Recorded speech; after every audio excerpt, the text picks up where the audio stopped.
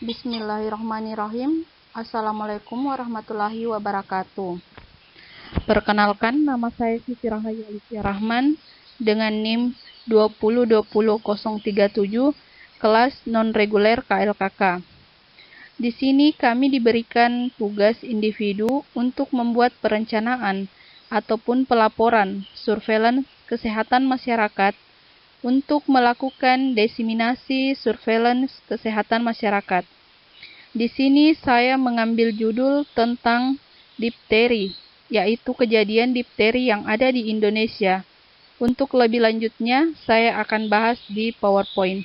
Terima kasih.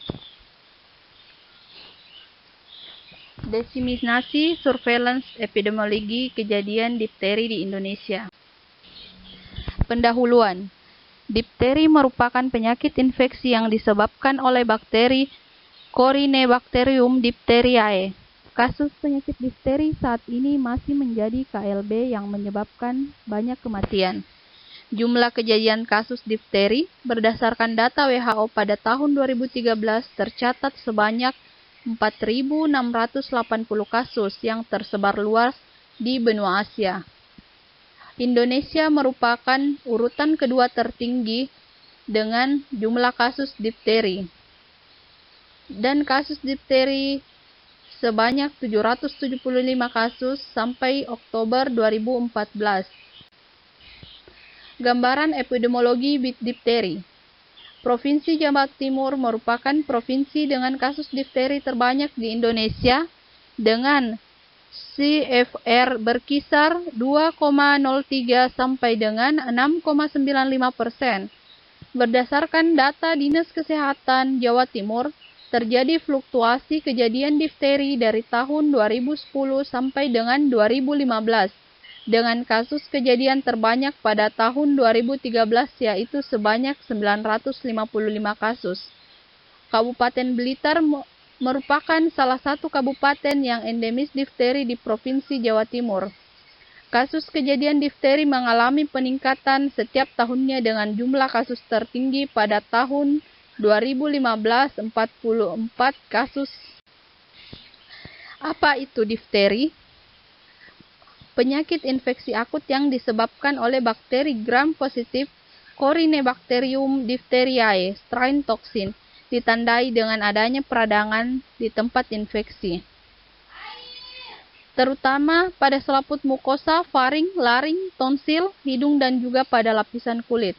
Ditularkan melalui percikan cairan dari saluran pernafasan atau kontak langsung dengan cairan yang keluar dari saluran pernafasan dan pengelupasan. Adapun diagram kasus difteri di Indonesia dari tahun ke tahun, dan saya mengambil dari 5 tahun terakhir, yaitu pada tahun 2015 dengan kasus 502, kemudian turun pada tahun 2016 415 kasus, dan naik secara signifikan pada tahun 2017 sebanyak 900 kasus. Penyebab penyakit difteri yaitu penyebab penyakit difteri dapat menular melalui partikel di udara, benda pribadi, peralatan rumah tangga yang terkontaminasi, serta menyentuh luka yang terinfeksi kuman difteri. Selain penularan difteri juga bisa terjadi melalui air liur.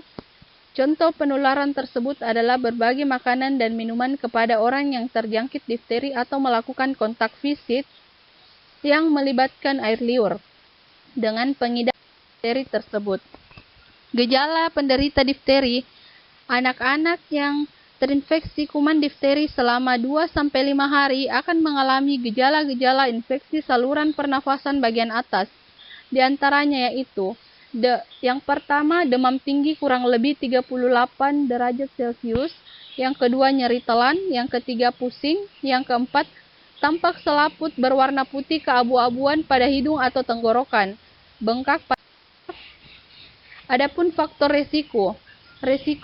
Faktor predisposisi, umur, jenis kelamin, dan penyakit yang telah atau pernah diderita memberikan kepekaan terhadap agen tertentu. Umur yang sering terkena difteri adalah 2-10 tahun. Jarang ditemukan pada bayi berumur kurang dari 6 bulan oleh karena imunisasi pasif melewati plasenta dari ibunya. juga jarang pada dewasa yang berumur di atas 15 tahun. Jenis kelamin yang sering terkena adalah wanita karena daya imunitasnya yang lebih rendah.